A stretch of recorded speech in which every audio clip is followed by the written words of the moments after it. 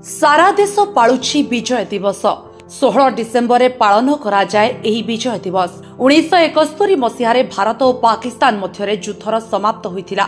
भारतीय सेना निकटरे आत्मसमर्पण करिथिला पाकिस्तानी सेना। खाली सेतिकी नुहे, यह सहित बांग्लादेश रे शेष होइथिला स्वाधीनता संग्राम। 1969 लाहौर राजीनामा को अमान्य करी पाकिस्तान सेना काश्मीर कारगिल अंचल में प्रवेश करथिले। भारत और पाकिस्तान मध्य 2 मासरू अधिक समय धरी युद्ध चलिबा परे पाकिस्तान को परास्त करिथिला भारत। एथिरे शहीद होइथिबा वीर जवान को श्रद्धांजलि जणाइबा पई कारगिल विजय दिवस पालन करा जाउछि। मे 26 रे भारतीय वायुसेना एहार ऑपरेशन सफेद सागर आरंभ करिथिला, जोथिरे वायुसेनार मिग-21, मिग-27 और मिरेज 2000 विमान गुड़िक शत्रु सेना उपरे रॉकेट और क्षेपणास्त्र माड़ जारी रखिथिले। एपरिकी पाकिस्तान रे पसी बोमा निक्षेप करने को भी वायुसेना योजना करिथिला। मात्र तत्कालीन अटल बिहारी वाजपेयी को एनडीए सरकार कौनसी परिस्थिति रे भी भारतीय विमान गुड़िक नियंत्रण रेखा न डेबा पई वायुसेना मुख्य एयर चीफ मार्शल ए.वाई. टिप्सनिस को परामर्श करथिले। एथिसहित युद्ध बेले नियंत्रण रेखा डेइबा को वायुसेना चाहुथिबा बेले ताहाकू मध्य सरकार प्रत्याख्यान करथिले। भारतीय नौसेना मध्य ऑपरेशन तलवार आरंभ करिथिला, जेउथिरे पाकिस्तानी बंदर विशेष करी कराची को तैल और ईंधन जोगाण बंद करि दैथिला। एपरिकी नौसेनार पूर्व तट और पश्चिम तट बाहिनी आरब सागर में पैंतरा मारी पाकिस्तान रो जावतीय वाणिज्य पथ बंद करि देबाकू धमकाइथिला। टिके सुनंतु ए संपर्क रे कोन कहउछंती कैप्टेन दुर्योधन महांती। दुर्योधन महांती सेतबळे मु जने साधारण सैनिक भाव में आर्मी रे भर्ती होइतली। 1971 मसीह रे आंबे थिलु मिजोराम। मिजोराम रु जेतबळे बांग्लादेश सहित युद्ध आरंभ होबा पई हमर एक रकम इमरजेंसी डिक्लेयर हैला। आमे मिजोराम रु आसिलु त्रिपुरा स्टेट रे अगरतला रे आमर बेस कैंप थिला। आमे सेटू 1 डिसेम्बर 1971 रे आमे पाकिस्तान बांग्लादेश रो गोटे गंगा सागर बोली रेलवे लाइन थिला, जोठी स्टेशन थिला। स्टेशन ऊपर अटैक करिया पई हमकू टैक्स मिलला। हमर battalion 14 battalion brigade of the guards जे मैकेनाइज्ड इन्फेंट्री जल स्थल आकाश सब जगह लड़ी पार। आम जा बांग्लादेश से गंगा सागर डिफेन्स उपर 1 तारिख रे गलु, 2 तारिख रे पहुंचलु, 3 तारिख रे भोर फर्स्ट लाइट पहिले आम गंगा सागर उपर अटैक कलु। सेठी आमर प्राय 12 जन सैनिक प्राण बलि देले। गोटे प्लाटून प्राय 40 जन सैनिक आहत हेले। तापरे आंबे राति सेठी गोटे राति 3 तारिख रहा पर 4 तारिख राति आम आडभांस कलु ढाका आड़। मझे गोटे मेघना नदी बोली गोटे नदी अच्छी, से नदी को पार कलु। पार कर सारिया परे आखरा बोली गोटे डिफेन्स अच्छी, जोटि के ब्रिगेड हेडक्वार्टर। तापर अटैक कलु, ताकू भी विजय प्राप्त कलु। आखरा परे सेटा हला 4 तारिख राति, 5 तारिख दिन आमे भोरू एडवांस कलु। आउ गोटे डिफेन्स थला बाड़ी ब्राह्मणा पाखरे आमे पहुंचिकी सेठी मध्ये अटैक कलु। आगु को एडवांस कलु।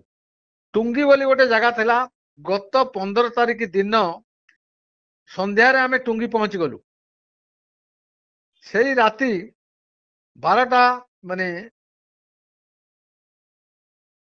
लेट नाइट रे आमे टुंगी उपर आक्रमण कलु। टुंगी उपर आक्रमण करिया परे टुंगी रे जे सैनिक थिले हताहत तांकर हेले। किछि सैनिक छाड़ी पुणी ढाका आड़ को पळै गेले। ढाका मात्र टुंगी रु 10 किलोमीटर दूर। 16 तारिख हो जाइतला आजी दिन। आजी दिन रे आमे टुंगी रु वीरदर्प रे ढाका आड़ को एडवांस कलु। केवल आम बाटलियन नुहे, संपूर्ण बांग्लादेश को घेरिकी चतुर्पार्श्वरु जल स्थल आकाश सब आड़ू सैन्य आगू ढाका को कब्जा करने मारी चली। आमे चली।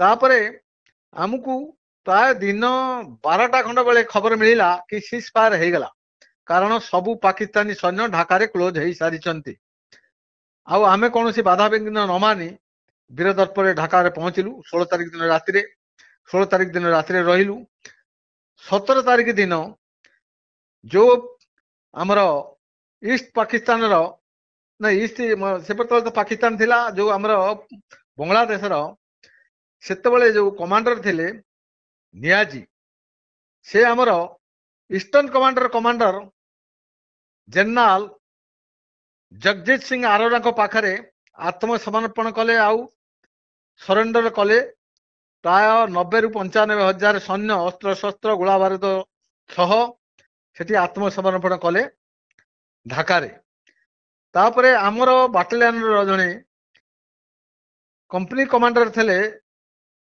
मेजर अशोक कुमार तारा से आमर जो बंगबंधु शेख मुजिबुर रहमान तांको पिला छुआ सह तांको जो घरे बंदी करी रखिथिले तांको मध्ये आमे उद्धार कलु तापरे 16 तारिख ठारू प्राय फेब्रुआरी 20 तारिख पर्यंत आमे ढाका रे अवस्थान कलु ढाका रे जो अस्त्र शस्त्र गुला बारूद जहाँ पाखे थिला जो माने लुचि छपिकी पाकिस्तानी सैन्य थिले सेमान को डिसआर्मिंग कलु तापरे तांको अरेस्ट कलु बांग्लादेश रु भारत को तांको सब पठा गला तापरे एतले आमे भाबिलु बांग्लादेश बिल्कुल सुरक्षित शेख माने हमर जो बंगबंधु शेख मुजिबुर रहमान को बांग्लादेश को हैंड ओवर करी आमे स्वदेश प्रत्यावर्तन कलु आमे पुणी जाई पहुंचलु मिजोराम रे ये हला 71 रो आज दिन विजय दिवस रो कहानी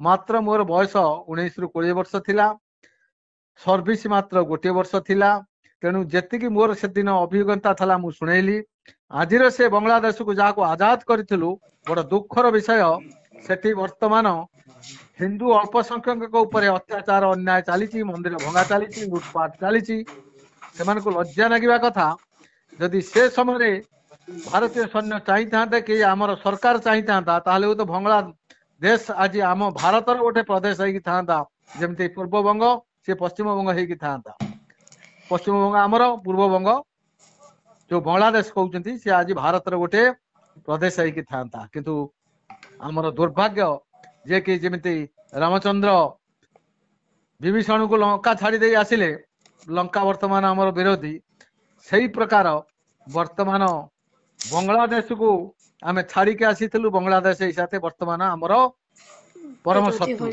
तेणु बड़ दुख एवं लज्जार विषय समस्या देखंतु भारतर जेते बांग्लादेश पाकिस्तान माने पश्चिम पाकिस्तान मुसलमान पूर्व पाकिस्तान मुसलमान किंतु तांको भाषा होची बंगला से माने एक भाषा उर्दू तांको भाषा बंगला से माने तोले तांको पर अत्याचार कले जा फल रे कि से माने शरणार्थी भाव रे आसी भारत वर्षर कोणे अनुकोण रे आसी के शरण नेले जा फल रे हमर अर्थव्यवस्था हमर भित्तिभूमि हमर भिटामाटी तांको पई हुए तो आजिर देश जदि देखा जाए प्राय कोटे पाखापाखि होगे बांग्लादेश रु आसिकी शरणार्थी आम भारत वर्ष अच्छा आम ओडिशा विभिन्न स्थान अच्छा तेणु ये सब कष्ट को समाधान करने आमर तत्कालीन प्रधानमंत्री इंदिरा गांधी स्थिर कले कि से समय जो कांग्रेस सरकार थिला से स्थिर कले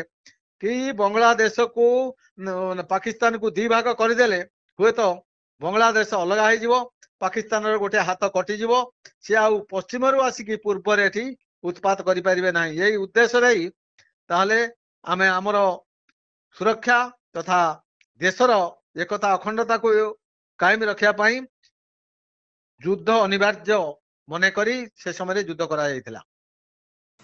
ब्यूरो रिपोर्ट यूबीसी ओडिया।